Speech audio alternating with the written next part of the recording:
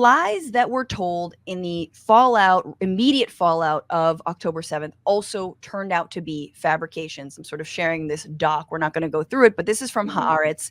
Hamas committed documented atrocities, but a few false stories feed the deniers. And the article does an incredible job of saying, look, there were children who were killed on October 7th. Absolutely. There was one baby who was killed, and there was one hostage who had a baby who Hamas says both mother and child were killed in an Israeli airstrike. We don't have a way to verify that, but those are the two babies that we know of. However, other stories like 40 babies beheaded. Yeah, I know. That story has now been disproven in the fact that it has not been verified at all. Another story, a baby that was put into an oven, people, not proven. No. Ergo false. A baby cut out of a woman's uterus. Not real. False. And then finally, this was another story, a pregnant woman taken hostage. There was no pregnant woman who was taken hostage, I guess, but like sort of in order of sort of most egregious. But these were the lies that folks were circulating and telling, including the Israeli government and including Joe Biden. 40 babies beheaded, just regurgitating this. It was false. I mean, I'm sure, Brandy, you're going to get cable news just to watch CNN apologize for covering this. I can't wait. I'm actively holding my breath, and I don't think I will be holding it that long until that happens. It speaks to the level of arrogance with their propaganda again as well, because to me, it's like you couldn't have made up 40 names. Right, you know, right. Like that's the thing. Every time this stuff comes out, I'm like, okay, then who was it? Where are the funerals? Where is any of this stuff? And to me, where I'm are like, the parents? Where are the parents? And we're not seeing any of them on the news. Like, this is the check for all of this, because like, you know, the Israeli government is right now, they know that they are in a place they need to generate goodwill for themselves in the world, I think, but they aren't even doing any of this stuff. And it's like, it just speaks to a level of arrogance, which and like a re-traumatization of a paranoia that has been like so baked into what's happening over there. And I think the other two things. One, these kinds of narratives were used to justify a absolute blitz on the people of Gaza. Men, women, children, it doesn't matter, right? Hospitals full of people in the ICU, it doesn't matter. Babies, it doesn't matter. They're all guilty. And so that's one thing, that these stories circulated in order to scare Israelis, in order to scare Jews around the world. And I had these things thrown at me too, as like, you need to shut up because, look at these atrocities, which I never said peep about the fact that they were not real, but they did sound a little fishy initially because we didn't see. Guys, you have to understand, I've said this before in the show, and you've seen it, Brandy, like every day we're seeing. Let us talk about the fact that we just saw footage of preemies decomposing in a hospital, maternity ward that was verified by NBC, right? Like verified by international news sources. And so the other thing is, and sort of, is the idea that everything that Israel is doing to Palestinians, they claim Palestinians are doing to them. It is the most... I don't know whether it is Karenicity or whether it is like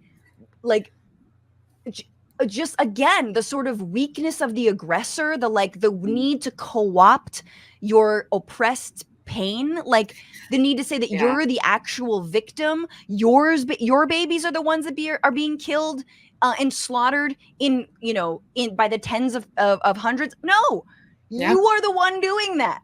So it's just, I think the word gaslighting, we didn't really use it as much as we use it now, but it truly is fitting. No, it's there's so much gaslighting happening in this entire situation. And it's also, it makes me feel bad for the people that like the Israeli victims of this attack as well, because it's taken away from like the ability to believe everything that's happened to them. If know, any crimes that have actually been committed against people that are still living or have died. It's like, did that happen? It's added in a layer of distrust that is awful for those people as well. Yeah. It makes them a victim in their own way as well. Yeah, absolutely. And the last thing I'm just gonna shout out, although we got to move on, but is, the third piece of reporting that came out was from Plus 972 magazine, which the title of which is "A Mass Assassination Factory Inside Israel's Calculated Bombing of Gaza." Effectively, it's awful. They basically say, as we talked about, that Israel has mapped Gaza down to the apartment, right? And so they know, and it seems like this war, it's all bets are off, and in terms of targeting civilians, and part of that is using an AI technology called, this is real sick, and man, if you were an anti-Zionist Jew, this gotta hurt. It's called Hasbora, or the Gospel, which is built on AI and that can generate targets almost automatically at a rate that exceeds what was previously possible. The AI system, as described by former intelligence officer, essentially facilitates, quote, a mass assassination factory. That's not opinion. I mean, that's not the opinion of this writer, right? That is a former intelligence officer, which means that the civilian deaths have been absolutely like sky high. And I just want to say, like, do you remember when the Al Jazeera journalist, whose name is escaping me, but there's been so many journalists whose families had been targeted. They weren't targeted.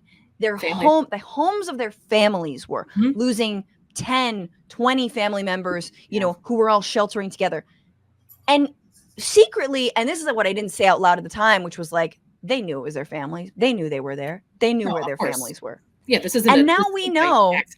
Yeah. And now we know. It's like, oh no, they absolutely knew whose families were there. Yeah, no, they absolutely knew, and it's like they're chat GPTing a genocide is like what they're doing, and it's just so.